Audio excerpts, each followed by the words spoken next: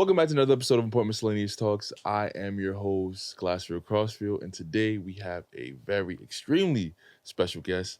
First and foremost, shout out the Hat Goat. Secondly, shout out the Goat, the most. He calls himself the most handsome man in the world. Don't do this every time.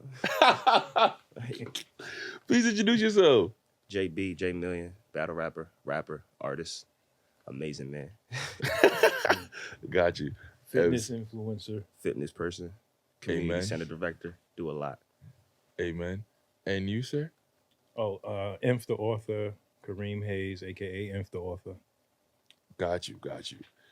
And so how would you explain what you do? Because I know you're in a lot of different atmospheres. So what would you claim as your number one?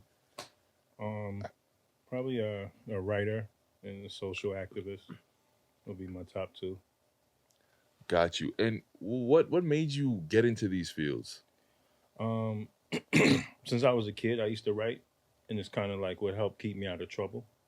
So I started writing books like later on in life, but writing was always my passion. As a kid, I was a fan of stories like comic books and all that. Even the stories in the Bible, I was like a fan of it. So once I wanted to get into entertainment and media, a lot of people used to tell me to act. Mm-hmm. And I thought acting was cool, but I like to see people of color have more power and have more control over the narrative. So I chose to write because I liked having more influence over the story. And yeah. Do you think there's enough emphasis on the young Black youth to write in a positive manner? No, I don't think so. I don't think that there's enough emphasis on that. But I would say, I think that I work with young Black men, right? Mm-hmm. I have a group called Umoja, and we mentor young men in the Bronx at a school called Wings Academy, and then we also work with some kids in Queens. And what I like to say to them and what I notice is, you know, media, right? Mm-hmm. You know, the origin of the word media is the Greek god of illusion, right? So most media, you know, they're using it as mind control. And a lot of times with Black masculinity, there's only a couple of outlets for us to communicate it, right? And if you're not an athlete, if you're not the drug dealer, if you're not the drill rapper, then you don't get as much attention as somebody else, right? Mm-hmm. And I think that is done by design, and that's done as an influence on our community. But it's kind of up to us to change that narrative, right? It all falls on us. Like, we have to take responsibility for it and not so much blame the system or the man, right?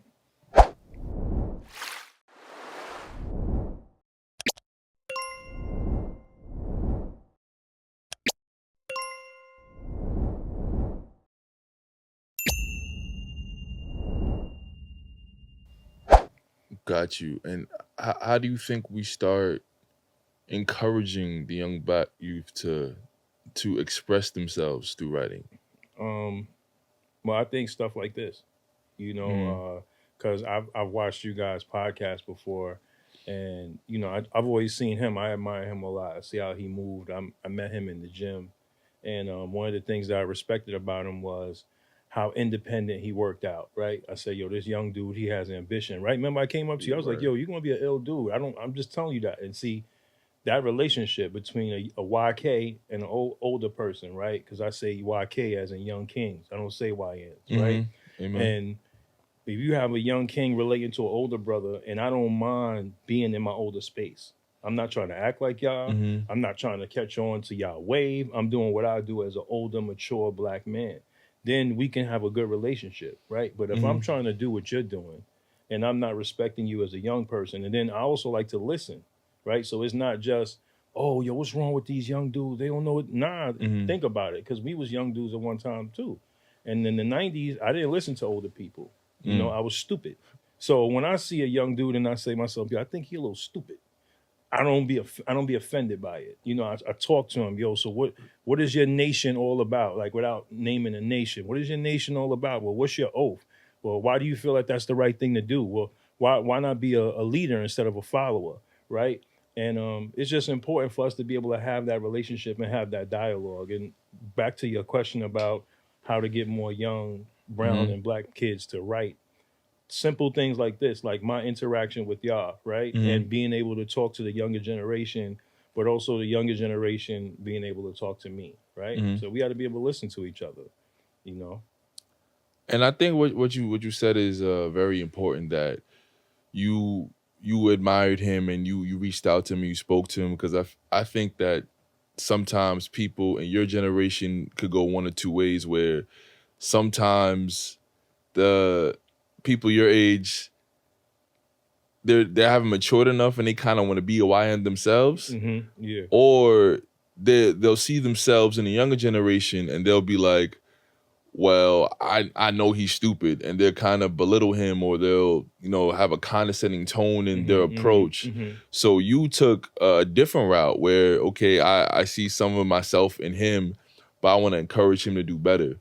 Well, when you talk to people, right, you could everybody has a different version of themselves, right? So if I walk up to a younger brother and I say, yo, King, your pull-ups, man, your form is all right. Like, I respect what you're doing in here.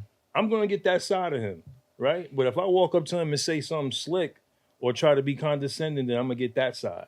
So I like to speak to the power in people. I like to speak to the greatness in people. And, I'm a unique individual. Like, I don't have no hate.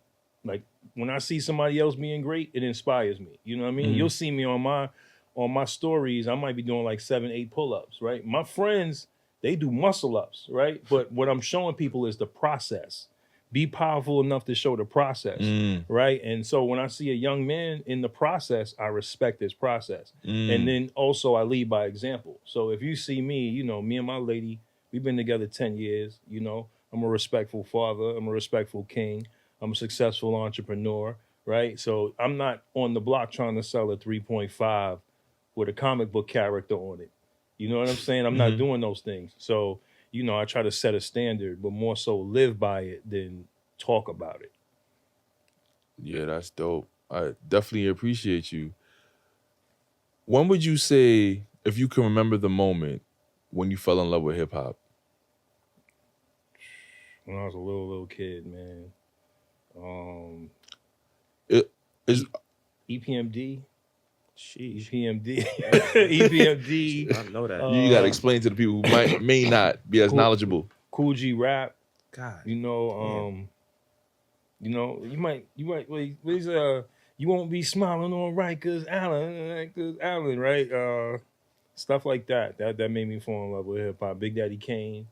I'm young, gifted, and black. And it was hard for us chocolate guards back in the days. Yeah, word, so all we had was Big Daddy Kane, Bobby Brown. You know what I'm saying? So and I had allergies, so my eyes used to be low. I used to tell the girls in school, "Yo, I smoke weed like Big Daddy Kane," and it made me look cool. That's funny. I never heard of that strategy before. Nah, because of Big Daddy Kane, like my smoke. It's what the cool kids were doing, That's funny. How would you say that your love of hip hop is translated through your writing?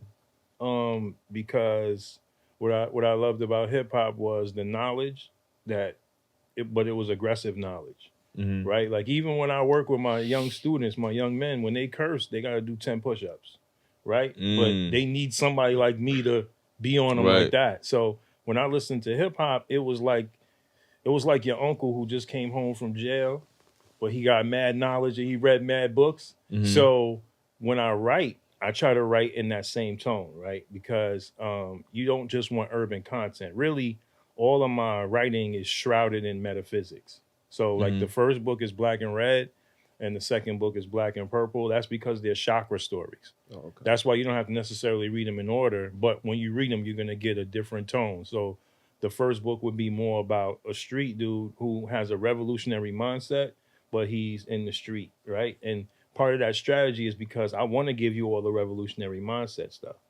But I know that the street stuff is what is intriguing to people a lot of times, and that's the drama that they'll feed into, right? And it's also my story because I have a street shell, but inside is really all about metaphysics and spirituality and uplifting our culture. But I love to speak the language of the people. You know what I'm saying? Like, in the Bible, they say Jesus was amongst the downtrodden, right?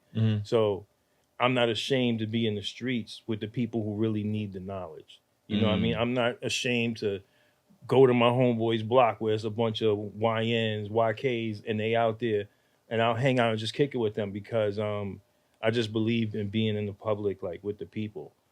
But how that hip hop influenced my writing is like I used to listen to like Wu-Tang and Nas. You know, Nas was like my all-time favorite rapper. So when I write, I try to write in that same vein. And when I talk about mind control in media, I like to reverse the ritual, right? So, you know, when you go into a movie theater, you eat popcorn, that's salt, right? That's salt and sugar because you have the soda. So that's a sedative. Those are drugs, right? And your psychology, your mind is saying, I'm open to receive this stuff. So I know that people can't jump out of windows and fly, but I'm willing to receive this message. So you kind of submit to the information. The light or the candle that would be a part of a ritual is the light of the screen, right? That we're all looking at while we're eating the popcorn, which is sedating us. The drum is the surround sound. So that when you're listening to it, you see a plane crash, boom, you feel it. Why do I feel that? And then the music makes you scared because it's like scary music. But meanwhile, you're eating the popcorn, right? And that's a metaphor for our whole lives and how they keep us sedated. So when I write my stuff, I write them as like reverse rituals. So I'm going to give them enough of the violence and the street stuff that it make it palatable. But this dude is going to really cherish his black queen, though. He ain't going to do nothing to violate his black woman. He's going to be a proud father. He's into this. He studies that. They're wearing these colors. That all these different things that I'll kind of add to it. So we got the film project as well. And, you know, once you guys get a chance, next time we have a screening, I'll just give you our ticket. And when y'all get to see the film project, you'll see what I mean also. I want to follow back on what you said because it stuck with me. Because I feel like you just described me. Revolutionary mind state, but you're stuck in a particular way of life. Can that type of person exist in today's society amongst the youth? Somebody that's trying to promote a positive message, but at the same time, bro, you step in my shoes. You know what I'm saying? Yeah, because all you're doing is promoting masculinity. You know, it's not like if you step on my shoes, I'll hurt you. But say like, okay, I don't talk about I don't hate no race, but I love my family so much that I would do anything to protect them. Right? I love my brothers so much that I would do anything to protect my brothers. So that's not me saying I hate anybody. I'm just promoting love. Self-love. You know what I mean? You don't like come across people like, I'm not trying to hear that shit. Yeah. What's your response to that? Well, What's your it reaction depends on the value of the person and if they're worth it, right? Because I still got to get home to my family. You know what I'm saying? I still got to get home to my kids. And so is this person worth a jail sentence? Is this person worth me risking my life? And is this person worth my emotional investment? Because honestly, if it was somebody like you, like at the park, I would keep talking to you. Like I've been talking to you for years through your DMs. Like, yo, what's up, bro? Boom, boom. You know, I see him doing something. At that time, he might not have that many followers. I know I have more followers than him. I share his stuff to show him, yo, this is how much I admire you. This is how much you working out in the gym is so respectable. I like what you're doing. So I don't mind promoting it because I wanted to show you, like, you know what I'm saying? So I tend to battle certain stuff with love because there's no fear. Like I know how I will respond, like fight or flight. Like I know what I would do. So I be looking like younger brothers, like no disrespect, but like lion cubs, like baby bears. You know what I'm saying? So like one time, I'll tell you a story. One time my cousin, he came home, he did 12 years or whatever. He was living with me. He was a wild guy. I'm mad at him. I'm like, yo, man, every time you come in the crib, you leave the door. He just walked up to me. He put my head on his chest. He was like, you need a hug, bro? And I needed a hug. I was on the train with this dude, dark-skinned dude. He smelled like a pound of loud gas. You could tell he just finished smoking some gas. He didn't want to be bothered. He was sitting all the way over here. I'm sitting over there. Nobody is sit between us. There's no tension or nothing, but I'm like, I said, yo, you want to know something? He like, yo, what? Right? Like, there's no friendliness. What? And I said, the greatest thing about being a big dark-skinned dude is that when you're on the train, nobody will bother you. He just started laughing because we both acknowledge our place in society. So whenever I look at somebody, I acknowledge our place in society. If police busted in here and said, "Oh, we're gonna shoot a black man," they wouldn't know who to choose. Right. They wouldn't say, "Oh, the dude with the red pants or homie with the red hoodie." They would just shoot us all. Any nigga do. Yeah. So when I see our own people, I lead with that, and it could be read. I feel like your aura, people can read it and tell if you really mean good or if you really mean bad. And then there's some people that, for what you were saying, they just bad. They just pieces of shit. You know what I'm saying? Those are the brothers that would oppress their own brother, but wouldn't go up against the system. And people like that, to me, you just as good as the enemy, right? Because at one point, this whole planet was filled with brown and black people. Right. So there had to be brown and black devils that kind of made us descend to where we're at now, right? We didn't evolve, we devolved. All the technology, the pyramids and all that stuff, they can't do that now. So it's just proof that we had to fall from grace at some point. So I'm not saying that every brother is your brother. Right. You know what I mean? You have to measure people, and I kind of trust people to be who they are, trust people to do what they've done, right? So if someone's been solid, you expect them to be solid. And if they a little phony, expect them to always be phony.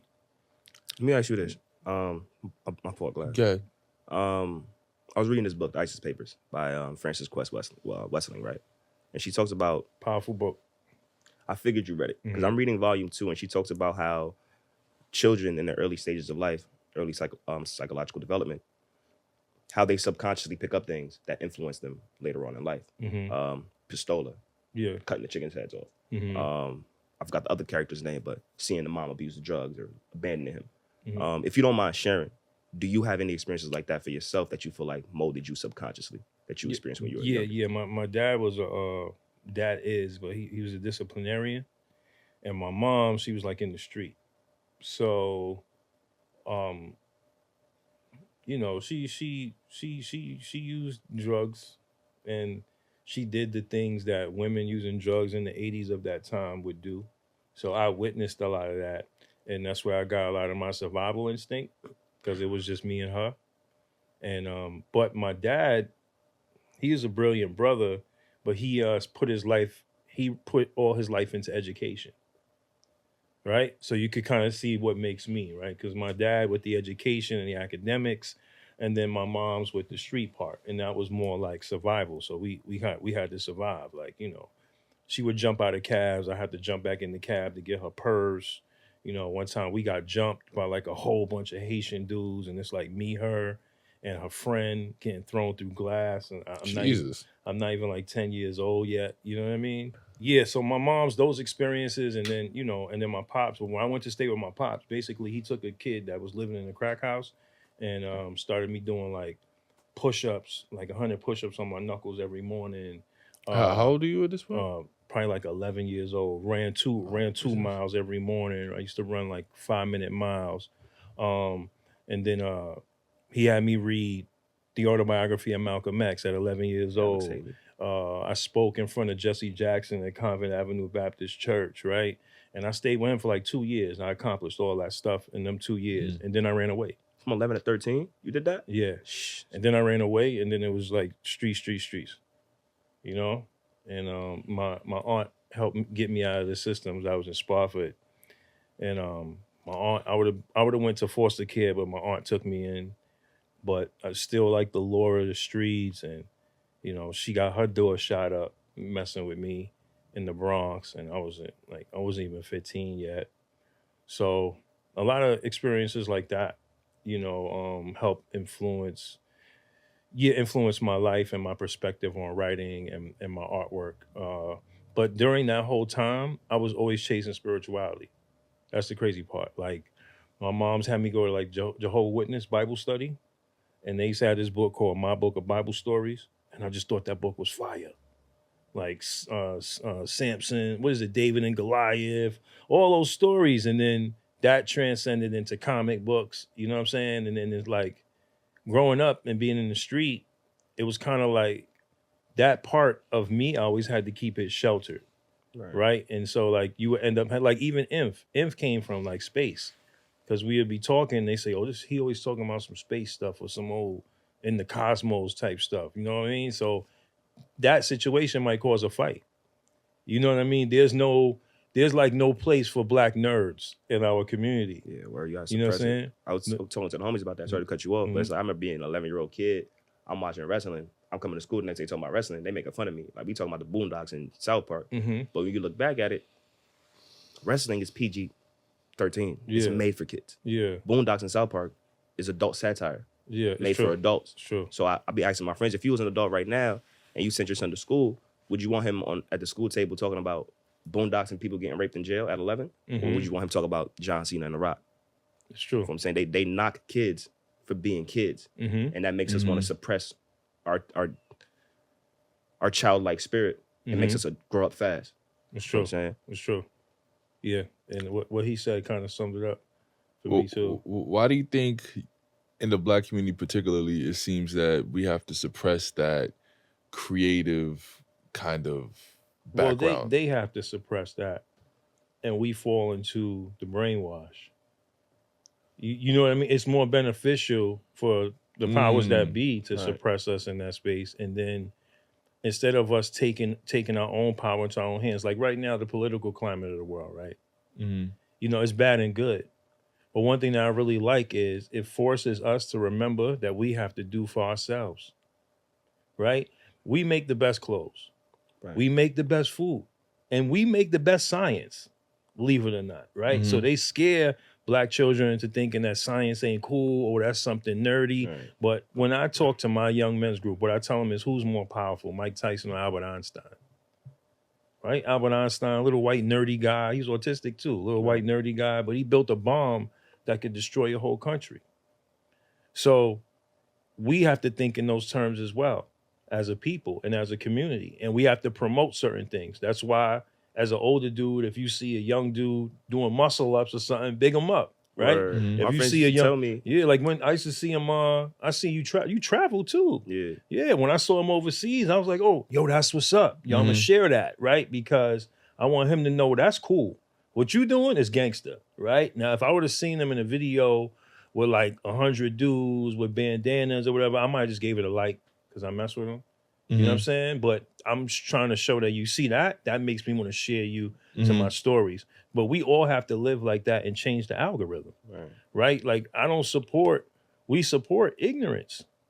You gotta keep it real. We support ignorance. And then, you know, generation wise, we can't frown on the younger generation because my generation started it, right? And it came before that too. It's a systematic attack. They know every generation is going to come back stronger. It's like calluses. You adapt, you know. So they have to come with a different attack every time. And they know that we learn by the drum, right? We're very visual and rhythmic people. If somebody drives by right now and the windows ain't soundproof and they pump the latest hit and it's there for more than 2-3 minutes, we all gonna just in sync develop some tap or a head bob or a foot. So we internally take stuff that way. So once we allow them to control the art, we're allowing them to control us, right? So it's kind of like taking back control of your community, daring to be different. Like even you dudes with your podcast, I noticed that y'all go from like young people, but I noticed y'all interview a lot of OGs and y'all ask really powerful questions. So what you're showing is that your generation wants to learn. We want to know the information. So I don't look at the glass as half empty. I look at it as half full. I see a change taking place, right? And when the rest of them people are fighting, it's time for us to get our stuff together. You know what I'm saying? To piggyback on what you said, I think it's beneficial for us to promote black people that are doing positive things instead of calling them corny. Yeah. I had a group chat with friends back in the day, and they're like, yo, what we doing today? What we doing today? And I'm like, yeah, what we doing today? They say, yo, JB, ain't nobody trying to hang out with you. All you do is work out and read books. Really? How you knocking me for doing something productive? What we doing today? Yo, we about to go to the spot, watch the fight, and smoke. But I'm a loser because I just want to work out and read books. Make that make sense to me. Yeah, sure.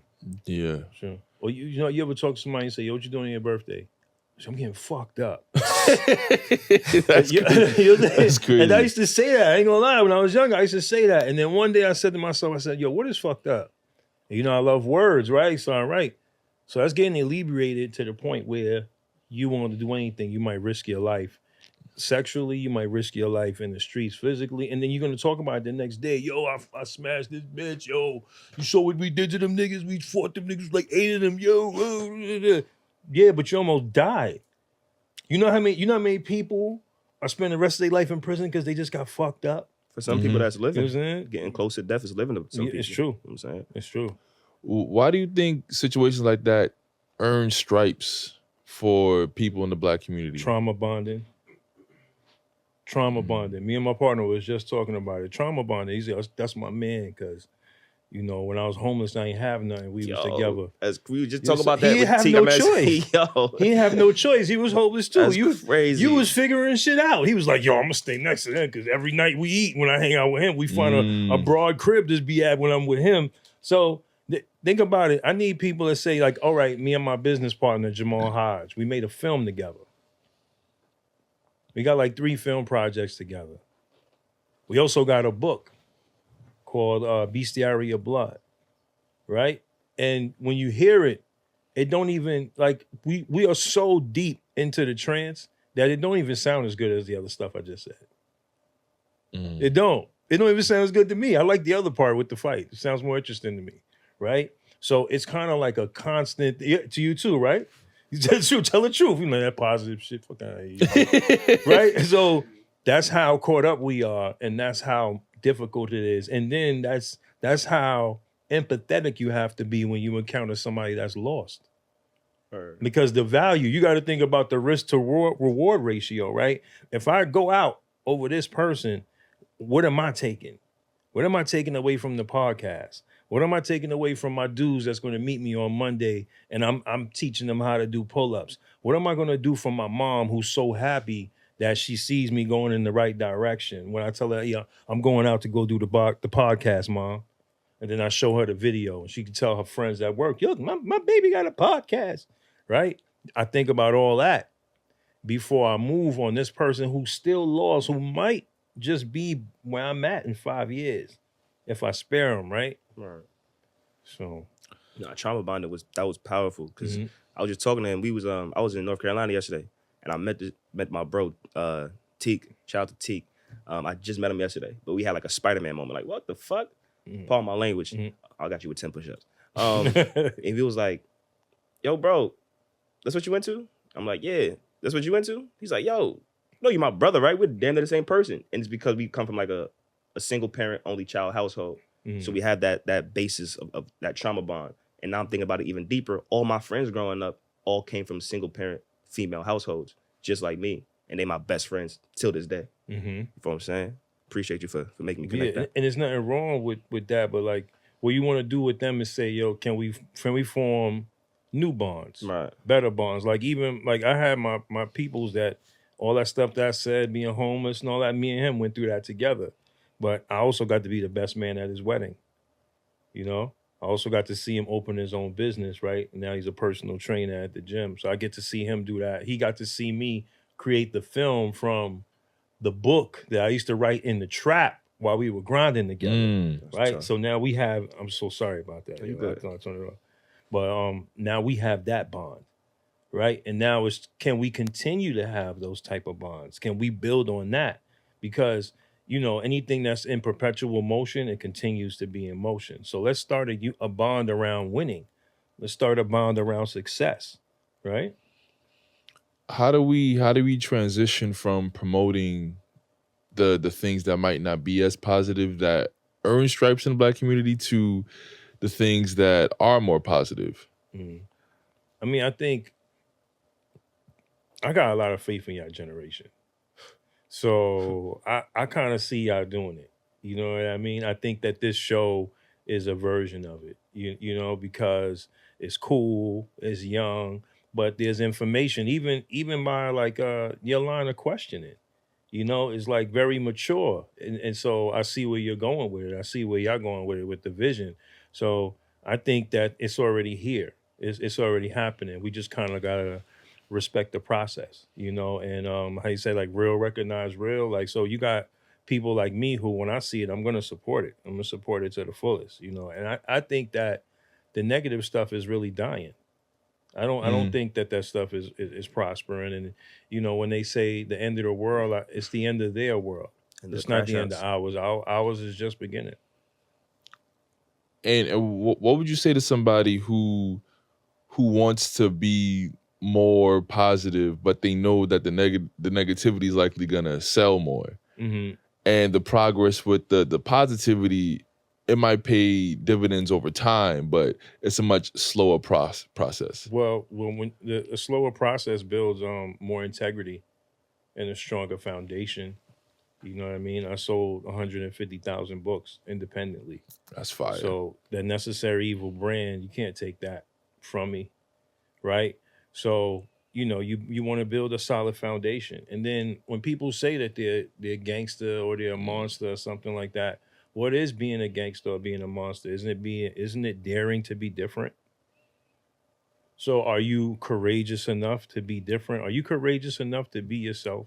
To really just rap and create art about your genuine life, right? Are you courageous enough to not sing about killing your own brother? You know, which is not easy. You know what I'm saying? It's not even for me. I'm focusing more of my writing on different projects where I don't even need the street element to be a part of it. You know what I'm saying? But I think that people need to be strong enough to dare to be different, you know. That's why I'm the biggest gangster in Queens amongst the young kings. Yeah, daring to be different. Well, what if someone says, man, that takes too long, man. I'm gonna be rich at 23. I'm gonna be rich at 24. That's true. But you know, things that, like, all right, when you meet a hot chick, right?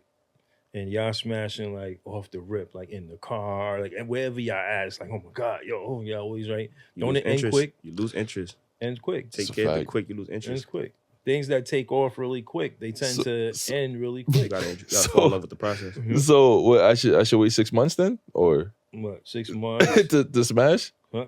That girl? If she's gonna be your wife? Shit, why not? I mean, it depends. It depends. I mean, it can't be like it's not 6 months for everybody else, but it's 6 months for you. Right. You know, you're such a decent guy. I just want to take my time. I don't think. No, don't do that. Don't do that. Right, don't do right. that. You know, it depends. It depends. It depends. I was taking it too literal. Yeah. It depends. It depends.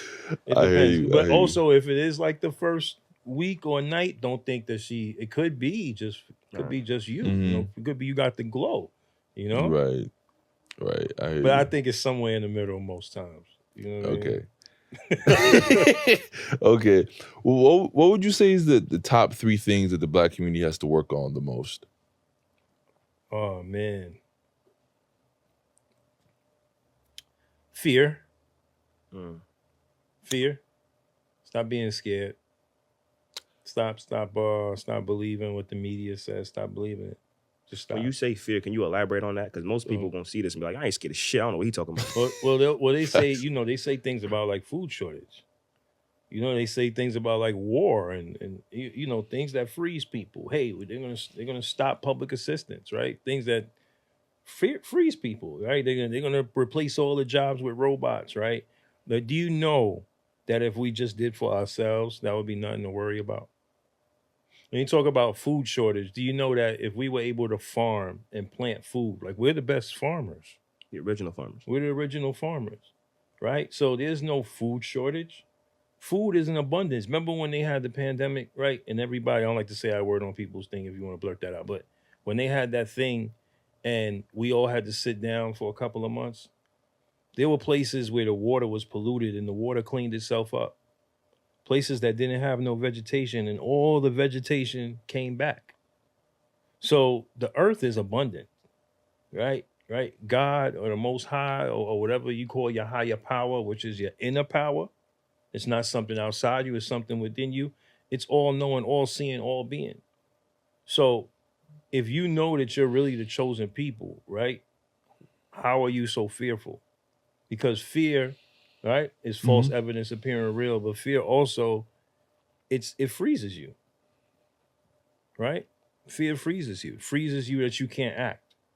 So I think that's like one of the number one problems. We're being controlled by fear that we see on social media, fear of a president, fear of a certain community, fear of a system, so caught up in what could be potentially holding you back that you're not thinking about all the talents and abilities that you have to move things forward.